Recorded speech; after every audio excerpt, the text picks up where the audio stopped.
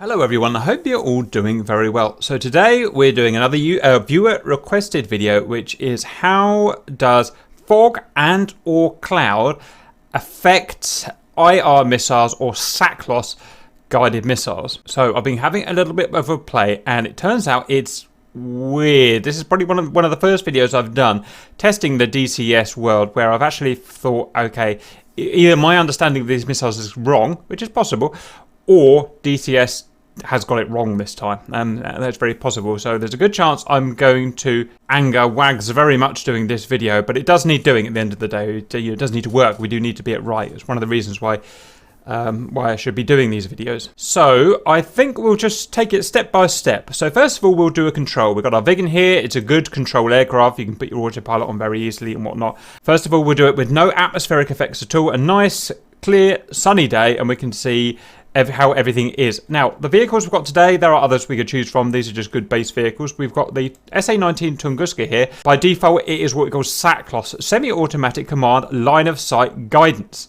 We've also got a Rapier system, which is SACLOS guided as well. And the way this works and the way the SA-19 works, the more I look into it, there is a little bit of difference here. I've done a full video on the Rapier and a full video on the SA-19, and those videos are 99% correct. There's a tiny little difference which I'll explain probably in the video as we go a little bit further, but essentially their guidance, their core guidance comes from optical. It comes from a screen, like if you're in an A10C and you're looking at your MFD of your TGP and you see, pixels there and you see the enemy, and optically guided with radar assistance, and we'll hammer that down a little bit further as we go. Then we've got 2x IR SAMs. We've got a Chaparral M48 and a Strela SA-13. No particular reason why I chose these. They were just the first I came to. They're just what I call average launchers. They both have all aspect seeker heads, so they can fire at me when I'm coming or going or sideways or whatever. All are set to the same skill level, and the most critical thing here is that all of their alarms, as default, their alarm states are set to red. Now, this makes a big difference if you're ever setting up SAMs. If you set their alarm state to red, it means it's obvious if they're set up and ready to fire. If I set them to green, then there's a possibility I could fly over these guys and them not even be ready to shoot at me by the time they had set their alarm state to red. So whenever you're setting up SAMs, where possible, set them to red so they're ready to fire straight away. Okay, so let's run our first control test, and we'll talk about how the SAMs work a bit more as we get in. Okay, enter our Viggen. Charge on. Automatisch Fahrtkontrolle on. I'm having a Viggen phase at the moment. Well, the first thing to say, you can see in the Viggen that we're getting warnings. So that is a search radar. You can tell it's a search radar by the noise it's making, and in fact, you can even tell the frequency, the megahertzage of the radar emission, and you can tell this one here is slightly lower than that one there. So the SA-19 is a slightly lower PRF frequency than the search radar, of the Rapier. And we can tell that the search radars are not track radars because they are only painting us every 0.5 hertz every 2 seconds or so, which is how a search radar works. Of course, it spins around and it will only paint me every 2 seconds or so as it spins around its 360-degree arc. That is the search radar on the Tunguska. You see it at the top spinning around, so it's hitting me every 0.5 hertz or so. And the search radar for the Rapier is actually in this thing that's right in the middle of the screen. So I don't know why it's enclosed, maybe for weather effects or whatever, but that's enclosed in there spinning around. As for the track radar, that is the track radar for the Rapier, and for the Tunguska, the track radar antenna, here's where it's going to get a little bit difficult to explain, but at least for ranging, is on the front there, that kind of snare drum type dude on the front. Okay, back to the vehicle, and let's go again. Now, at some point, we're going to get close enough to these guys that one of them is going to track us, and that is going to paint us at a much higher frequency in terms of hertz of what we're being scanned. So, stand by. Ping. There we go. So we now have a track. Now, we're not going to get a track from the Tunguska because it doesn't have a track per se. at least in terms of missiles, and we're only looking at missiles today, we're not looking at guns. Guns is a different affair for the Tunguska. So we're getting a quick high frequency beeping from the Rapier now, and that's because it's got a traditional radar track on me. So that means the beam of radiation, rather than spinning around 360 degrees and hitting me every 0.5 hertz, is now tracking this little area of sky where I'm known to be from its search radar, and it's painting me at kind of 10 to 20 hertz. Its little beams going pop, pop, pop, left, right, left, right, left, right, left, right, and every time it hits me, I get a beep on here at about, whatever that is, 10, 15 hertz or something. And that's how a traditional radar tracker works, and that is a traditional radar track. We will not get from the Tunguska because it does not use a traditional radar track for its missiles. It's just a different way that SACLOS works to the SACLOS in the Rapier. Okay, that's all I really want to show from the cockpit. Nothing else will change until we start getting blown up. So the next thing is to see what happens when missiles start being fired. And the range of the Tunguska and the Rapier is about the same. So off we go.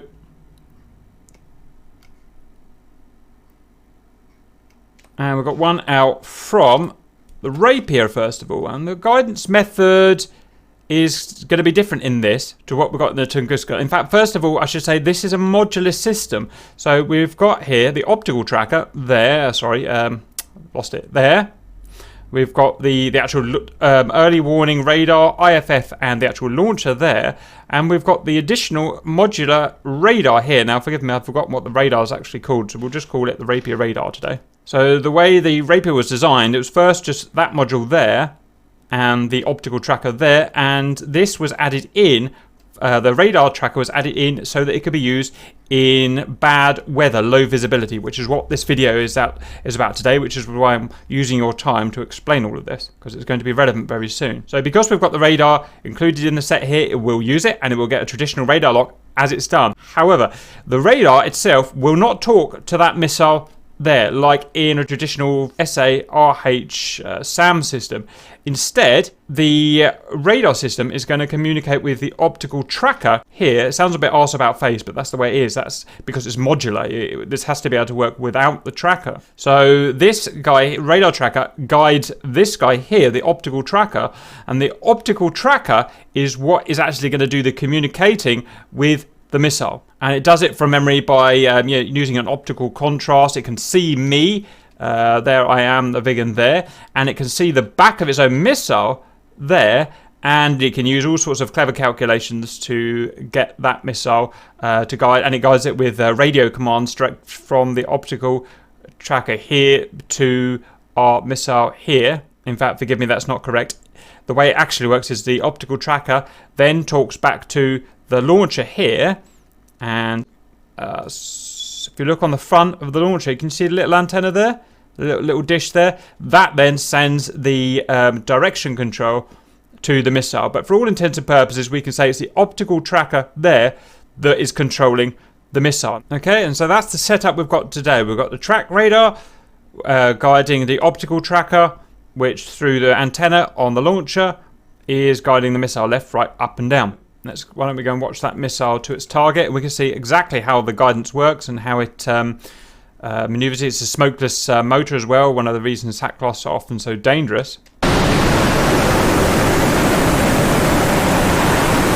Note how smooth it is. It's taking the path of least resistance. It's doing smooth, nice smooth commands, which is completely the opposite of what we're going to see to the Tunguska in a minute.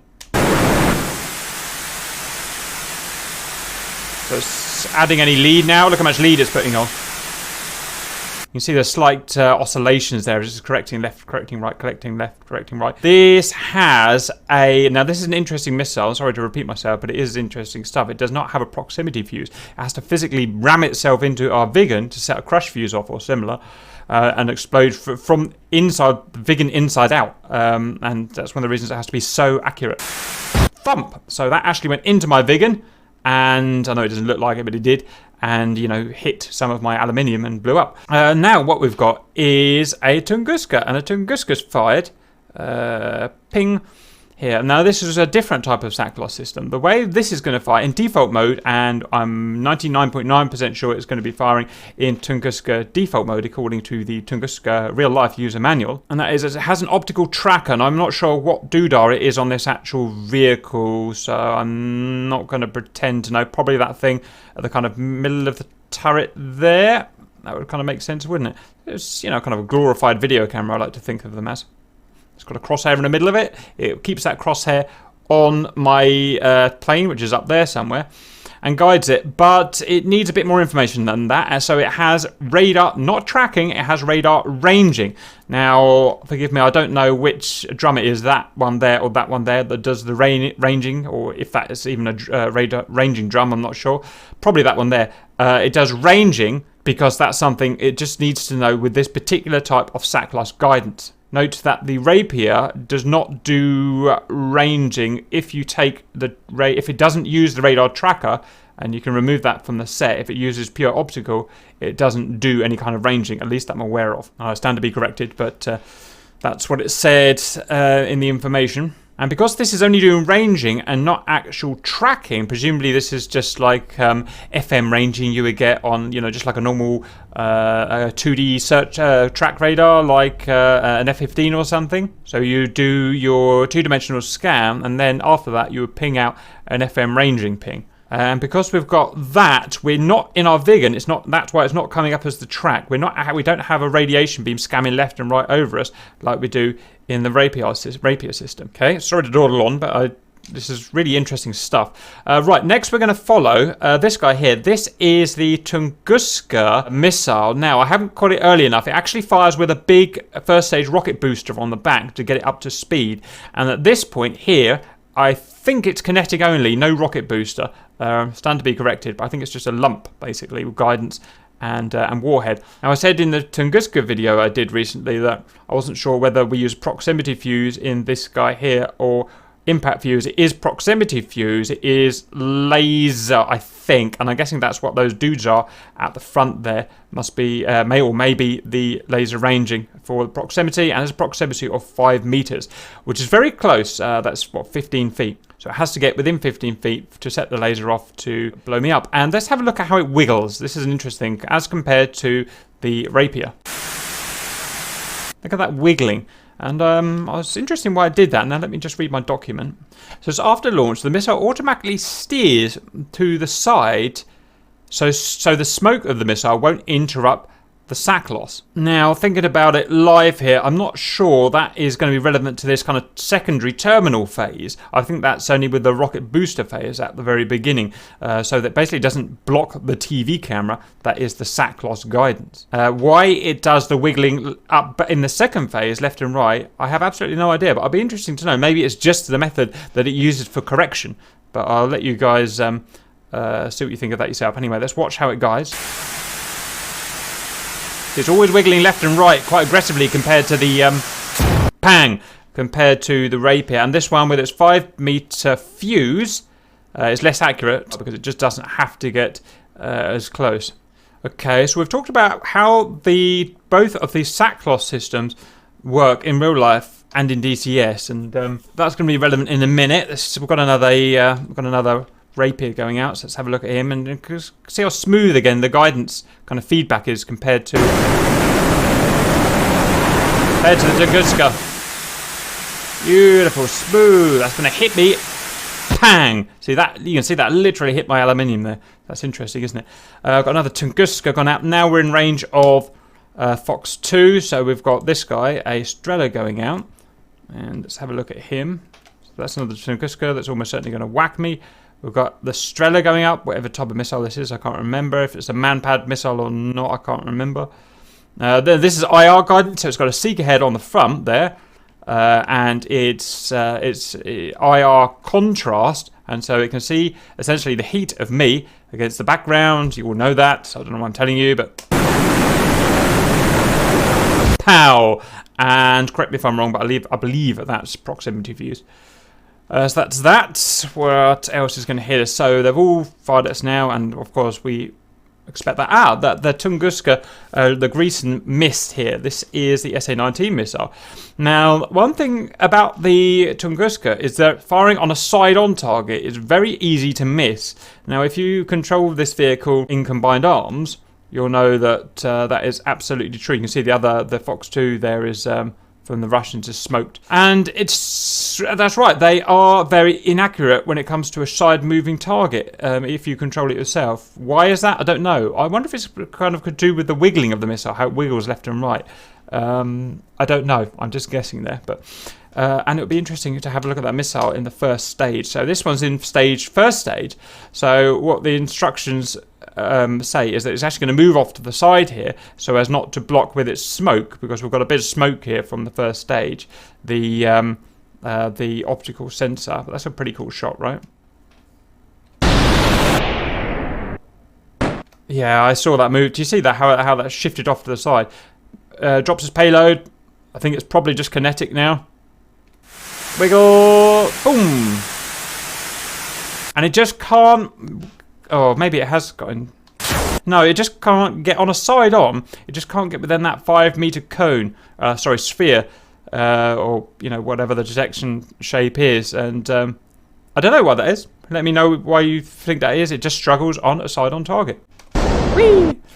And that's all I've really got to say about that lot. So we've just been talking about how the different systems guide. Just see if there's anything else. We've got Stinger, so the American Stinger, similar to the Sidewinder as far as I'm aware. You can see we've got an IR sensor at the front there. It's going to send. So this is a self-guiding weapon where the SACLOS obviously are guided from the mothership. Look how this one will turn. This one will do a completely different trajectory to the Strela. The Strela will just go straight for the target. You can see that straight line there up to the target, and the Stinger, or the American Fox 2, will actually shoot behind the target and turn into the target's engine. I don't know what that's all about, but that's just how it is. Watch it turn. Oh, in fact, it just completely missed, which wasn't a great example. We've got another Stinger going up there. No, we haven't. Another Grecian that's probably going to miss. Yep. Another. We've got a Stinger going up there. Look. Right, watch this. So there's the vehicle. It's shooting behind the vehicle, and it's going to turn into the rear of the vehicle.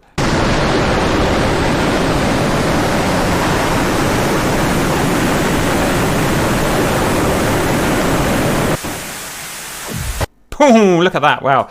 That's great. So that's just how that guides. I mean, it's from a different time in history than the SA-13, so I guess it's just the way it works. Okay, so we've talked about the different guidance methods of these different systems, how they like to fire, the use that radar plays within the type of SACLOS of this weapon here with its modular track radar and its ranging radar for the Tunguska in use of its SACLOS missiles. Now we're going to start adding the fog, and we're going to start adding the cloud and see if we get what we would expect from, well, I guess basic logic. So needless to say, none of them had a problem when the sky was clear, apart from the Tunguska, which struggled to shoot me side on. So first we're going to add what I'd call moderate fog. So weather conditions, fog enable. We'll add visibility of about 800 feet, and we'll add a total fog thickness, height from ground to top of the fog of whatever, 1,200 feet. So there should, in theory, be we still shouldn't be able to see my plane, as far as I understand that. Visibility is 800 feet. The fog thickness is 1,200 feet. So you shouldn't be able to see my plane, but the fog is not that thick. It's moderate, okay? So we're going to save and go. Dons Levigan, go, autopilot, automatic fart control, and speed up. Let's have a little think about this. What do we expect? Well, the Rapier system has got a radar tracker. That radar tracker was added so that it could fire through any type of bad weather, fog, cloud, whatever. So the Rapier will be able to hit us, no problem. Strela and Chaparral. Now, cloud in real life and fog, what is that? So it's water vapor at the end of the day, isn't it? Does have an effect on IR guidance, but I don't suppose it will be a massive effect. I think they'll still be able to shoot us okay. I've never had any major problems shooting through fog with a Fox 2 from an F-15 or something, so we'll see how that goes. Tunguska, in all of its modes, for its missiles, has to be able to see me. It has to be able to put that crosshair on me, see me on a screen, and so the Tunguska just isn't going to work. Now, How bad is the fog? Well, that's whiteout, isn't it? I mean, we'll double check when I'm flying over, but I think it's probably going to be whiteout. So the Tunguska, I think, shouldn't be able to work. It's already found me and aiming at me, but that's just its search. It can't fire on something with a search. So off we go.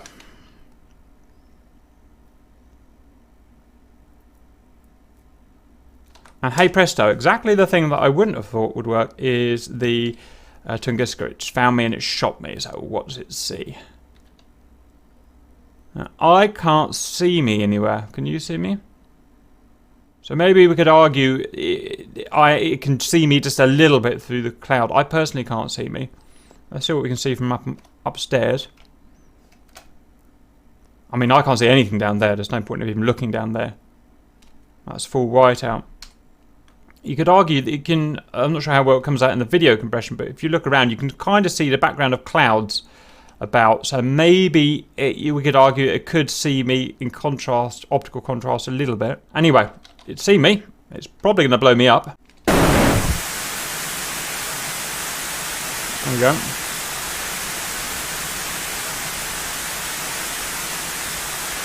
Boom. Okay. So the Tunguska doesn't seem to be affected by this fog. And that's strange. In my mind, this should be the one that is most affected by fog. Let's fire it again. It may hit or miss with that side on. Gonna miss. Now look how the IR missiles haven't fired. We've fired, but note that the this guy fired at 2.5 miles last time. So it fired there. This time it's firing at 1.2 miles, so exactly half distance. So by adding this fog, this mild fog, with half the distance of the first Fox 2 missile. And let's see what the Chaparral can do. Tunguska's still firing, but it's probably going to keep missing now. The Fox 2 has hit. Remember, once this Fox 2 clears the clouds, it shouldn't have anything. It should be perfectly accurate as normal, because there's no more fog. Chaparral fires at 0.8 miles. It's again more or less about half of what it was before. Tunguska seems unaffected. Hit me.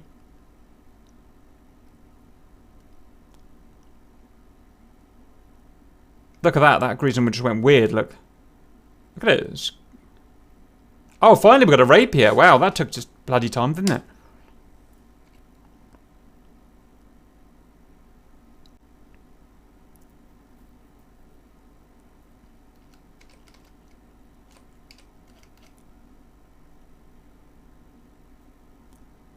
So what we saw there was best performance from Tunguska, worst performance from the Rapier, which is the only one here designed to fire in fog. So that doesn't seem right to me. Let me know what you think, because this is the one that only one here that has full all-weather capability.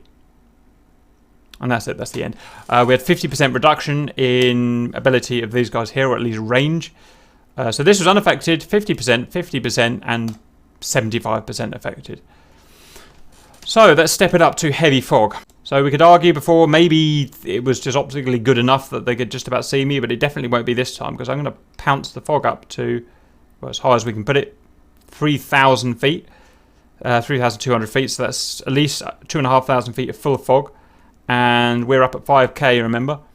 So let's save that and put that on. So the Tunguska definitely shouldn't be able to fire now. The Rapier should be pretty much unaffected. I know radar is slightly affected by water vapor or, clouds, but they still, they still work okay. If we go Harge on, automatic fart control on, speed up. You can just heard the radar search there.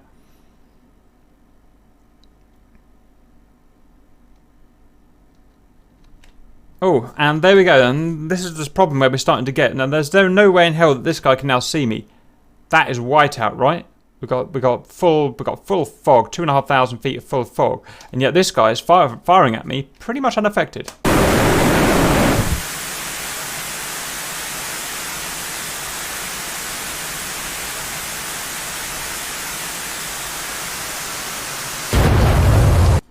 And I don't think that's right. And because this guy is fully, the only radar thing he's doing is ranging. His guidance in all senses, apart from range, is optical. Yet he is just effective. he is just as effective with and without fog. So fog does not affect the SA-19. That's what we found from this. Now look at the SA-11 and the Chaparral. They're completely affected now, and the Rapier. They're completely blind now, and probably won't even be able to fire at me at all. Maybe when I'm heading away, because I'll have my engine facing towards them. Aspect does affect IR detection, obviously, in DCS, as it does with radar. Probably doesn't, well, optical, obviously, it doesn't. There we go. So, with 3,000 foot of fog, 2.5 of that is actual fog. We've got, full fog. Rapier is completely blind, even though it shouldn't be. SA-13 and Chaparral are completely blind. Should they be? I have absolutely no idea. You guys have to tell me that. I mean, it may be the way it works is that to get the to get the IR signature first, they need to see us with their eyes or something like that. They've got no detection radar on them. So it may be saying, DCS may be saying, look, this guy with his physical eyes can't see that baddie, therefore he can't even initiate, or this guy, sorry, therefore he can't even initiate the IR track. Same with this guy here, he's got no actual search radar aboard, so it relies on, a man in there physically knowing that a plane is out there first before he can even start tracking. This guy here should be able to shoot. That is what this radar was added for, to shoot through fog. So let me know what you think about that. That just doesn't work.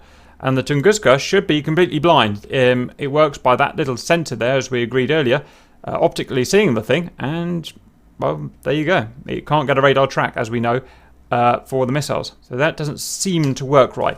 Okay, let's do the third and final test. Third and final test will be replacing fog with cloud. Let's say, at this point, maybe there's some secret weapon that Tunguska has that can see through fog. Well, it wouldn't be able to see through cloud, that's for sure. So, cloud, we're going to start at 2,000 feet. We're going to end at 4,000 feet. So, 2,000 feet of full fog, cloud. I'm going to put it up to full opacity. Save. Off we go. Well, look how dark it is now. In the Viggen. Automatic fast control. It's my favourite word. And you guys can probably guess what's coming. Obviously, we can't see anything. It's full whiteout. They can't see us. It is full blackout or grey out or whatever that is. He can point at me all he likes, but again, he can't fire with a search radar.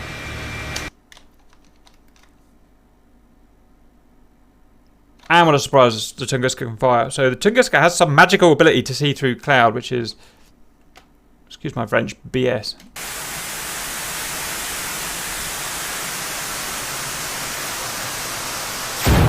Yeah, hit me perfectly well. And the others, well, we don't know, we'll find out.